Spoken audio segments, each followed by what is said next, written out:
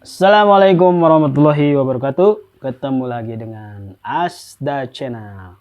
Channelnya Tauhid, Islam tetap yang baik. Yang terbaik, tidak ada tandingannya di bumi ini. Oke, alhamdulillah. Alhamdulillah ba'amin. Wassalatu wassalamu ala asrafil anbiya'i salim wa ala alihi washabihi ajmain. Asyhadu an la ilaha illallah wa la syarikalah. Wa asyhadu anna Muhammadan abduhu wa rasulullah. Allahumma sholli ala Muhammad wa ala Muhammad kama shallaita ala Ibrahim wa ala Ibrahim fil alamin innaka Hamidum Majid. Qala ta'ala fil Qur'anil Karim, a'udzu billahi minasy syaithanir rajim.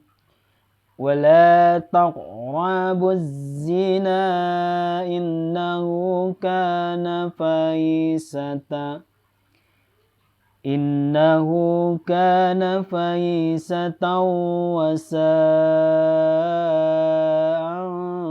sabila. Shadaqallahul adzim. Al-ayah surat Al-Isra ayat 32. Kaiwan pertama mari kita panjatkan puji dan syukur kepada Allah Subhanahu wa taala.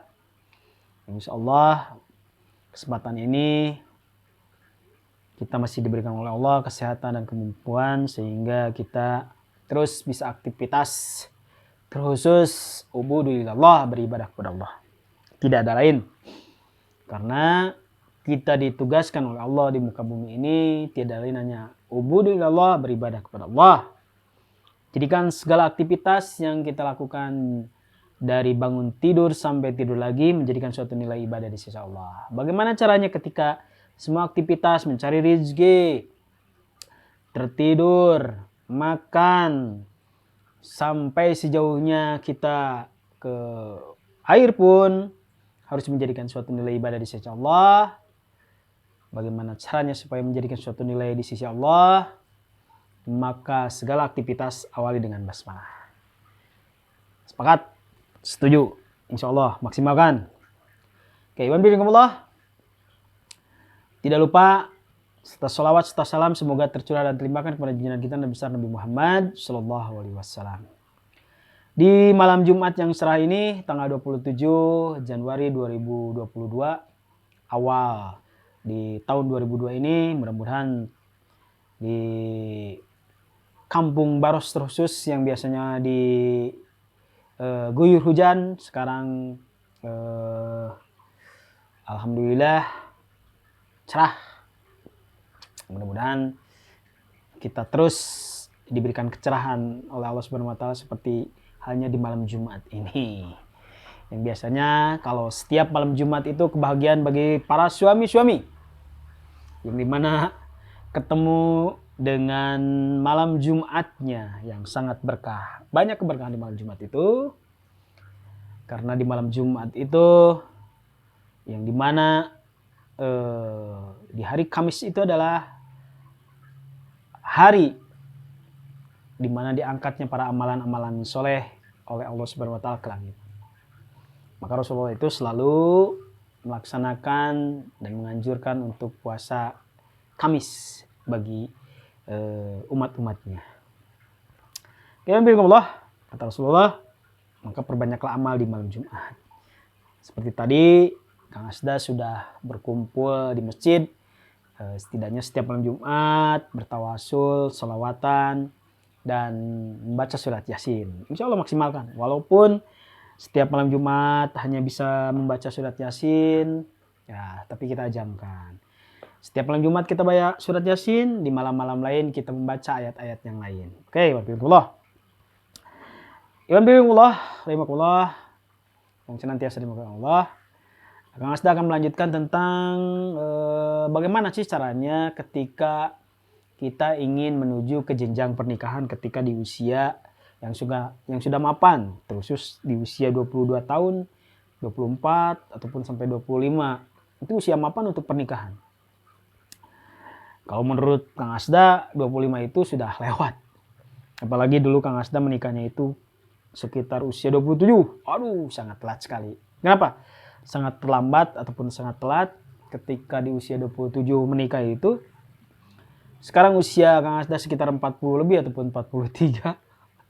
sudah tua, anaknya masih kecil karena tadi sangat telatnya ketika menikah. Tapi insya Allah terus berusaha, dan mudah-mudahan pernikahan Kang Asda ketika waktu di awalnya benar-benar diniatkan karena ibadah, karena Allah Ta'ala ingin membentuk suatu usroh thayyibah, keluarga yang baik yang selalu dicontohkan oleh Rasulullah SAW. Amin ya rabbal alamin. Tapi ketika kita mempunyai cita-cita ingin menjadikan suatu rumah tangga menjadi usroh thayyibah, ada syarat yang telah ditentukan oleh Allah dan Rasulnya. Contoh, ketika kita mengawali ingin ke jenjang pernikahan, ketika kita ingin mencari jodoh, oleh Allah, oleh Islam itu sendiri, oleh Allah dan Islam dan Rasulnya itu sudah diatur dengan sedemikian rupa. Sudah diatur bagaimana caranya, bagaimana supaya kita terjaga dengan perbuatan-perbuatan fahisha. Karena yang tadi di dalam mukhodimah Kang Asda bacakan di dalam surat Al-Isra ayat 32, wala taqrabu zina.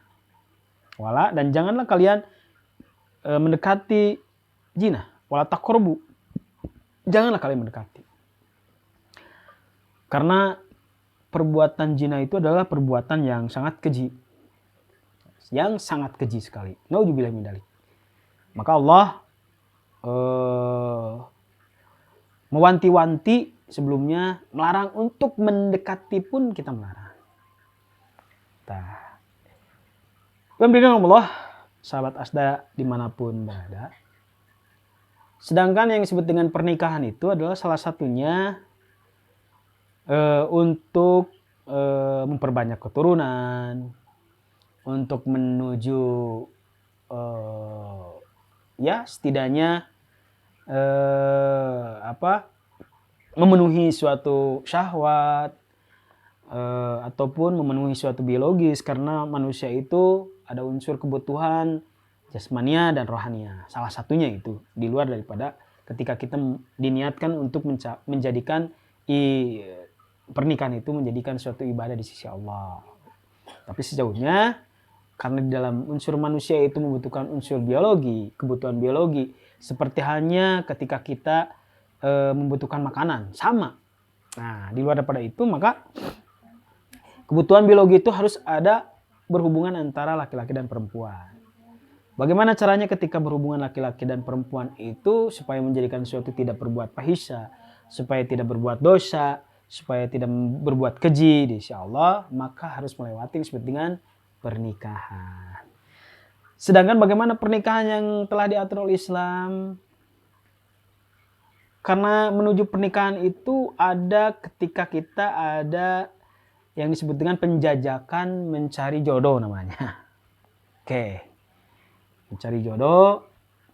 Terus kita kan ya seorang laki-laki mungkin punya keinginan, ataupun seorang perempuan pun punya keinginan ingin mempunyai seorang istri yang cantik, ingin mempunyai keturunan yang baik, ingin yang dimana ya orang kaya, anak orang kaya, banyak lah itu. Itu adalah keinginan yang sangat ideal.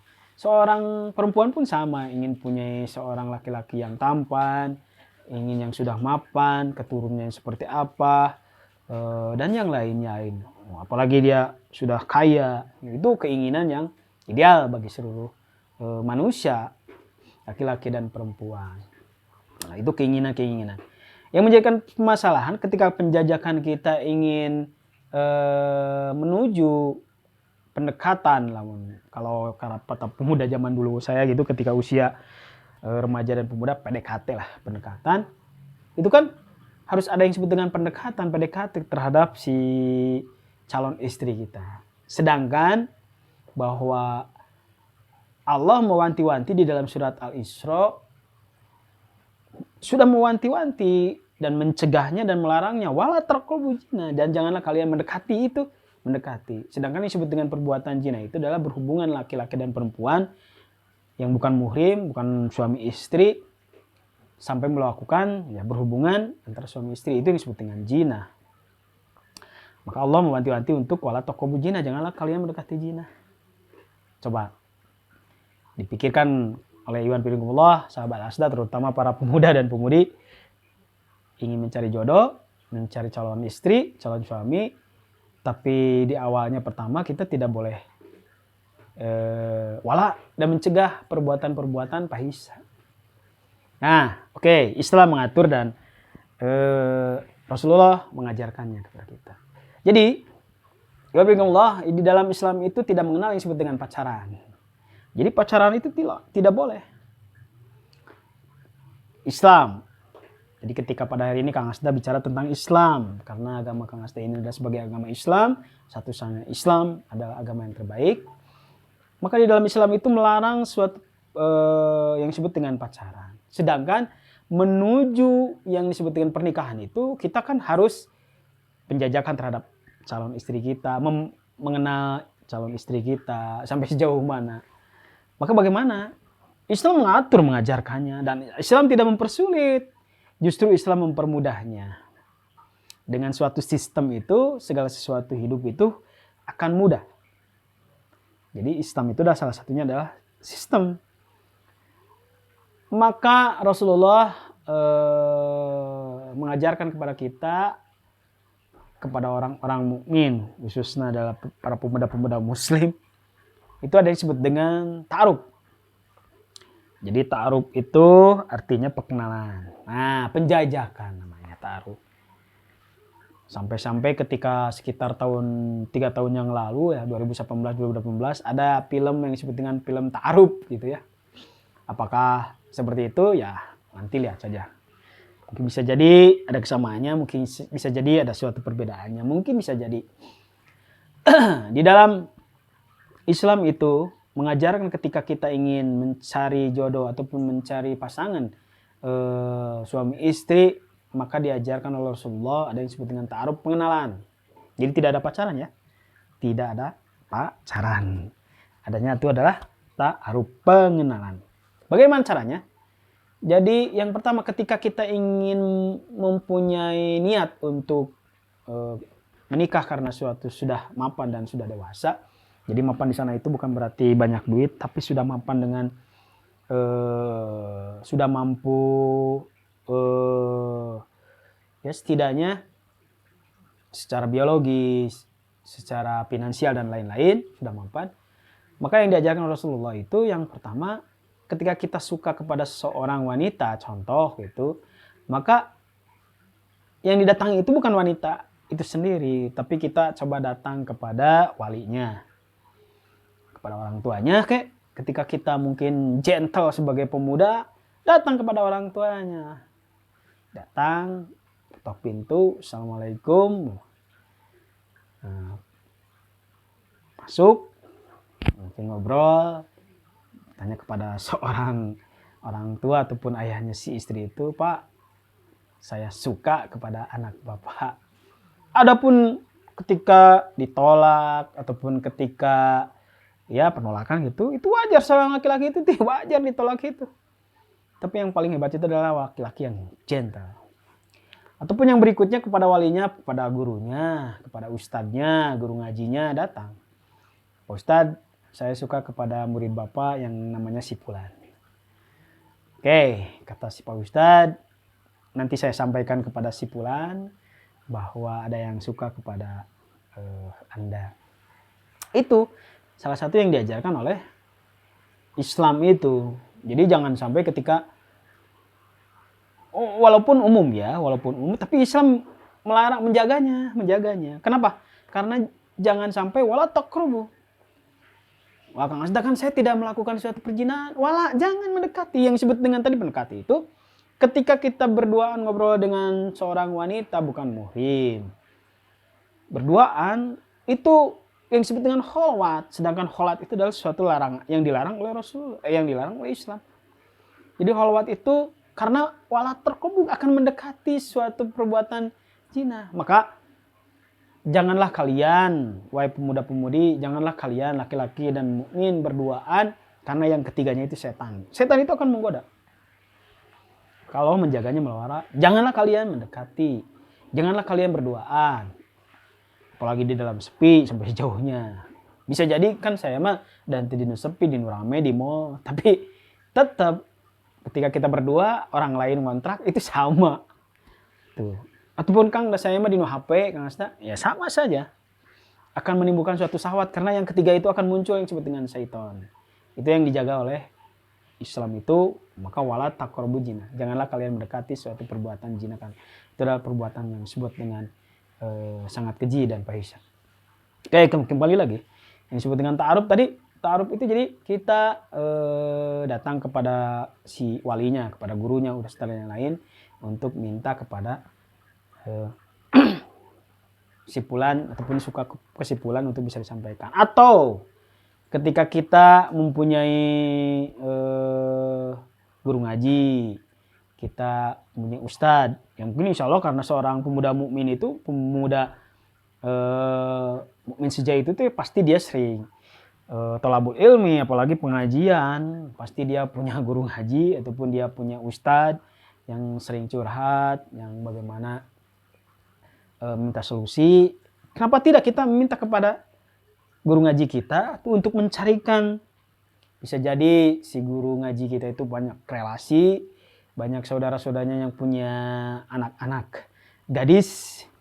Nah, Pak Ustadz, kita minta aja kepada guru kita bahwa saya sudah insya Allah usia mapan, insya Allah saya sudah siap dengan segalanya, jasrani rohaniah, maka dimaksimalkan ataupun direncanakan tahun ini saya akan menuju ke pernikahan. Oh itu hebat, laki-laki pemuda yang sangat gentle. Kata Ustadz, tunggu sebentar nanti saya carikan banyak murid-murid akhwat-akhwat dari saya, kata Ustadz itu, mudah-mudahan ada jodohnya. Setelah itu mungkin cari mana yang cocok, mana yang sesuai, karena di dalam Islam itu yang disebut dengan pernikahan itu harus sekupu namanya. Ya, sekupu itu menurut sebanding lah ya. Walaupun kita sebagai pemuda ya keinginan ingin punya seorang wanita yang cantik, istri yang cantik, yang kaya dan lain-lain, itu wajar suatu. Tapi sekupu lah dengan kita. Oke, setelah itu baru Ustadz itu ya mungkin telah menanyakan kepada salawat sesuai dengan karakter, sesuai dengan hitungan. Kalau Ustadz itu lebih tahu siapa muridnya seperti apa. Menyampaikan, Pak, setelah itu baru kita dipertemukan. Dipertemukan, taruh, dikenalkan, bertatap wajah, saling menanyakan, ya keterbukaan pada waktu itu, dan di sana disaksikan oleh ada syahid, yaitu Ustadz tadi. Silakan dari ikhwan menanyakan kepada akhwat, akhwat kepada ikhwan. Itu. Setelah baru ditanya bagaimana kira-kira dari ikhwan, kira-kira cocok, siap. Kata kita itu pemuda siap. Saya mungkin siap untuk sejauhnya jadikan untuk menikah gitu, siap. Kata akhwat, apakah sudah siap? Setelah menanyakan kepada kita, banyak di sana ngobrol, keterbukaan tentang pekerjaan, tentang sekolah dan lain-lain. Sampai sejauhnya kita punya penyakit apa, kita sampaikan kepada si akhwat itu. Oke. Setelah itu setuju, iya dan iya. Ya, lamun ecek para pemuda yang modern mah gitu ya, yang modern zaman bah lagi gitu, menyatakan cinta, I love you, tapi tidak seperti itu gombalna lah, dari deket ustadz era. Setuju, siap kepada akhwat. Akhwatnya menerima, siap, setuju. Jadi calon. Setelah itu baru berjenjang. Berjenjang, tapi tetap dibatasi, tetap kita tidak boleh ketemu berduaan. Hanya kita status bahwa kita itu sudah mempunyai pasangan gitu. Calon pasangan hidup gitu ya. Lamun cek bahasa Sunda mah boga kabogoh tapi teu meunang bobogohan. Boga kabogoh tapi teu meunang bobogohan. Masih dibatasi. Bagaimana kelanjutannya setelah kita ta'aruf? Maka kita datang kepada orang tua kita, si akhwat itu, calon istri kita itu datang kepada orang tuanya, ngobrol kepada orang tuanya, kita pun ngobrol sebagai pemuda kepada orang tua bahwa kita punya pacar. Si akhwatnya abitos aya anu gaduh gitu, calon menyatakan. Setelah itu mungkin kita sebagai laki-laki gentle, lamun kata bahasa umumnya apel lah gitu ya. Apel, tapi kita tetap minta izin kepada ustadz tadi yang ta'arupan kita, Pak Ustadz. Kayaknya malam minggu sekarang saya akan kunjungan memperkenalkan kepada keluarga calon saya tadi, akhwat. Maka datang. Harus didampingi supaya tidak terbuat hal fahisha, perbuatan keji yang dilarang oleh Islam. Maka kita didampingi oleh teman kita ataupun oleh ustadz yang ditunjuk nanti datang. Apel gitu ya, apel. Dan setelah itu kita bersilaturahmi kepada orang tuanya, memperkenalkan bahwa saya ini adalah sebagai pacarnya gitu loh ya. Bahasa umum kita ini pacarnya. Jadi kita itu bukan datang karena apa untuk ke akhwat. Mungkin bisa jadi akhwatnya itu di mana, di dapur, di kamarnya, ataupun bisa ikut ngobrol, tapi kita intinya itu silaturahmi kepada orang tuanya. Jadi datang kepada orang tuanya, memaparkan niat dan tujuan, bagaimana kesiapan. Nah, setelah itu bilangin saja bahwa kita sudah ada ya setidaknya berhubung ataupun ya komunikasi lah dengan putri bapak. Setelah itu mungkin ya kalau bapak katanya menerima saja, yang penting istrinya mau, anak bapak. Setelah itu mungkin berlanjut lah ya. Setelah itu berlanjut, maka kita setelah orang tua istri ataupun akhwat itu tahu bagaimana kita, bagaimana kondisi kita dan lain-lain, karena sudah dipaparkan, dan kesiapan kita itu berapa bulan lagi untuk menjanjang ke keseriusan, kita bilang kepada orang tua kita, ibu, bapak, ayah, mami, saya sudah punya calon dan saya sudah datang kepada orang tuanya. Nah, sekarang insya Allah saya sudah diterima. Cuman kita ajak orang tua kita ya untuk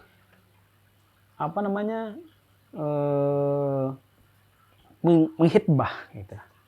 Mencuk bahasa batur mah tunangan, menghitbah. Keluarga kita ajak, orang tua kita ajak untuk bersilaturahmi kepada orang tua calon kita. Sekaligus ya menghitbah. Jadi hitbah teh nyirian gitulah, mencuk urang nyirian. Nah, eta mah bebas lah nyiriannya. Ya, seperti itu. Setelah datang mungkin komunikasi orang tua dengan orang tua sudah paham, sudah ada silaturahmi, di sana menentukan, kita pun di sana pada waktu itu ketika silaturahmi langsung menghitbah juga nyirian. Jadi seorang wanita yang telah dihitbah oleh laki-laki tidak boleh dihitbah lagi oleh orang lain. Jadi lamun laki-laki kita itu udah menghitbah seorang wanita itu, maka wanita itu tidak boleh ada yang menghitbah lagi. Sudah dihitbah oleh kita, oleh orang tua kita. Jadi siapa yang menghitbah itu adalah ibu kita, orang tua kita menghitbah kepada nyirian kepada si calon mantunya. Nah, itu yang bimbingamullah ya, yang diajarkan oleh Islam. Jadi tidak ada yang disebut dengan pacaran. Jadi bagaimana sih komunikasinya tadi? Ada yang disebut dengan apel, itu kita dibarengi. Apel itu datangnya itu ke rumahnya, ke keluarganya. Bisa jadi diskusi dengan ibunya, bisa jadi dengan ibu bapaknya, bisa jadi di sana itu ada anaknya sekaligus yang calon kita, bisa jadi.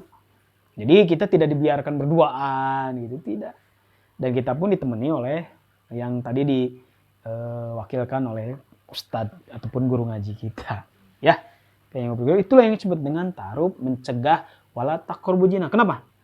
Karena ketika kita berduaan, maka kita setan yang ketiga, bisa jadi seseorang itu akan berbuat fahisha. Sedangkan ketika kita yang disebut dengan berzina itu, naudzubillah min dzalik. Di dalam surat An-Nur itu ancaman ataupun siksaannya itu ketika orang yang sudah menikah berbuat zina maka di rajam sampai mati. Orang yang berzina sebelum nikah maka dicambuk 100 kali. Ya, najubillah min dzalik. Itu ketika seorang itu mau taubat. Dan ketika dia itu dibawa ke akhirat ya tidak akan diberi ampunan karena salah satu 7 dosa besar itu yang disebut dengan berzina. Ya, iwan binakumullah, itu mungkin syarat sebagai kita untuk ta'aruf mencari calon ataupun ingin ke jenjang pernikahan. Ya, setelah itu, setelah khutbah dan lain-lainnya, komunikasi iya dan tidaknya itu secara singkat ya, Kang Asda menyampaikan secara singkat. Secara perjalanan mungkin beda lagi. Ya, panjang lah kalau diceritakan sampai ke jenjang pernikahan. Jadi melalui jenjang pernikahan pun kita menghindari jangan sampai ada perbuatan-perbuatan syirik, perbuatan-perbuatan ya bid'ah dan lainnya kita jaga untuk sampai ke jenjang pernikahan itu. Mungkin sebelum kita menikah pun oleh ustadznya itu bisa jadi kita dibina dulu pranikahnya. Sebelum nikah kita diberikan suatu arahan bagaimana nanti kalau kalian sebagai calon suami, bagaimana kalian nanti sebagai calon istri, bagaimana hak kewajiban suami, kewajiban istri, bagaimana kalau suami seperti ini, bagaimana kalian kalau sudah jadi istri, bagaimana terhadap suami sikap. Diajarkan sebelum ke jenjang pernikahan itu. Jadi di bekalan ngaran artinya di bekalan, dididik dulu supaya mencapai tujuan pernikahan sakinah mawadah warohmah. Jadi bukan hanya kita mendapatkan ketika doa sakinah mawadah warohmah itu ketika waktu di paliminan salam sakinah mawadah warohmah, tapi prosesnya kita tidak lakukan. Proses yang paling penting karena hasil itu tidak akan pernah mengkhianati proses. Oke. Sementara seperti itu kita berlanjut ke jenjang kita berlanjut ke bab berikutnya, bagaimana sih menjalin rumah tangga untuk menjadi suatu usroh thayyibah itu setelah kita mencari jodoh dengan yang diajarkan oleh Islam itu sendiri. Sementara cukup sekian dari Kang Asda. Mudah-mudahan di malam Jumat ini banyak keberkahan karena malam Jumat itu selalu malam spesial. Kata orang-orang umum mah itu malam Jumat yang itu spesial. Duka aya naon sih di malam Jumat tapi spesial katanya. Padahal banyak keberkahan di malam Jumat ini. Cukup sekian.